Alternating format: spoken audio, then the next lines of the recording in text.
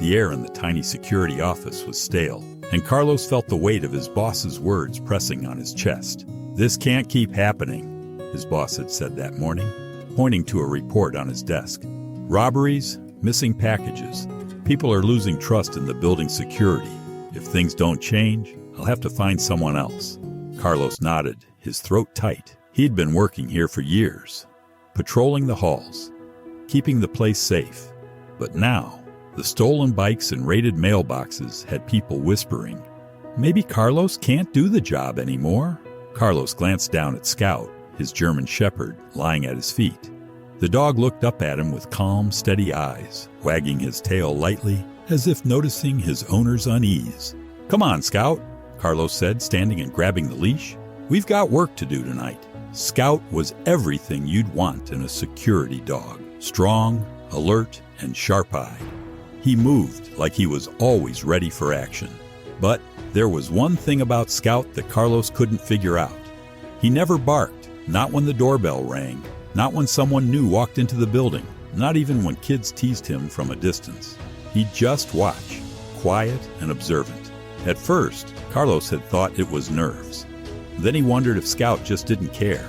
But after months together, Carlos knew better. Scout wasn't lazy or timid. He simply didn't bark. And that was a problem. The residents had noticed too. "Some guard dog," a tenant had muttered the other day, "doesn't even bark at delivery guys." Carlos had laughed it off, but deep down, the word stung.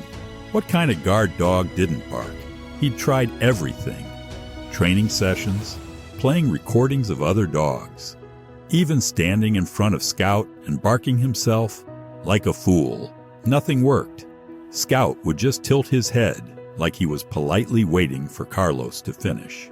Still, Carlos couldn't bring himself to give up on the dog. He'd adopted Scout from the shelter, and in some quiet, unspoken way, they understood each other. Both of them had something to prove, and Carlos wasn't going to let him go just because things weren't perfect. That evening, the building felt different. Carlos couldn't explain it, but there was a tension in the air, like something was just off. As they walked their usual rounds, Scout suddenly stopped in the middle of the hallway.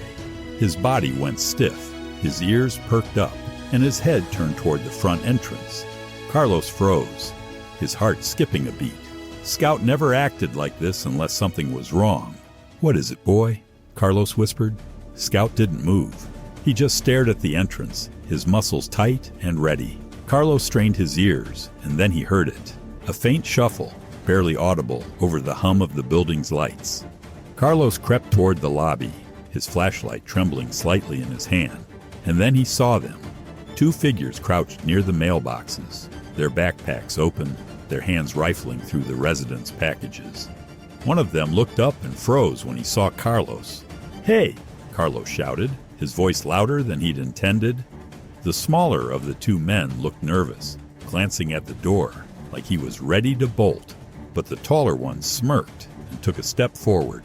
"What are you going to do about it?" the man said, his voice dripping with disdain. Carlos' grip on the flashlight tightened. He was outnumbered, and the odds weren't great. But before he could even think about what to do, Scout moved. Scout stepped forward, positioning himself between Carlos and the intruders. His body was rigid, his head low, and his eyes locked on the taller man. For a moment, the tension in the room was palpable. "Seriously?" the man laughed. "Your dog doesn't even bark. What's he gonna do, wag us to death?" But then, like a booming sound, Scout barked. It wasn't just any bark. It was an incredible bark, so strong and fearsome that it made the two intruders recoil. Surprised by the unexpected noise, Scout barked again, louder this time, his voice echoing through the empty hallways. The smaller man dropped the package he was holding. "Let's go," he hissed, tugging at his partner's sleeve. The taller man hesitated for a split second, but then Scout took another step forward, his bark sharper and more commanding than before. That was enough. The two men bolted for the door, their backpacks forgotten in their rush to escape. Carlos stood there for a moment, his heart racing, the sound of Scout's bark still ringing in his ears. When the police arrived, Carlos gave his report and handed over the security footage. The officers praised his quick thinking and said they'd be in touch. By the time the situation calmed down, the first rays of dawn were beginning to peek over the horizon. Carlos and Scout walked home together, the street still quiet in the early morning light. Carlos glanced down at Scout, who was trotting beside him, calm as ever, like nothing had happened. "You've been holding out on me," Carlos said with a small laugh, scratching behind Scout's ears. "All this time, I thought you didn't know how to bark." Scout looked up at him with those steady eyes, his tail wagging slightly, and Carlos realized that maybe Scout had been right all along. It wasn't about barking all the time. It was about knowing when to make your voice heard.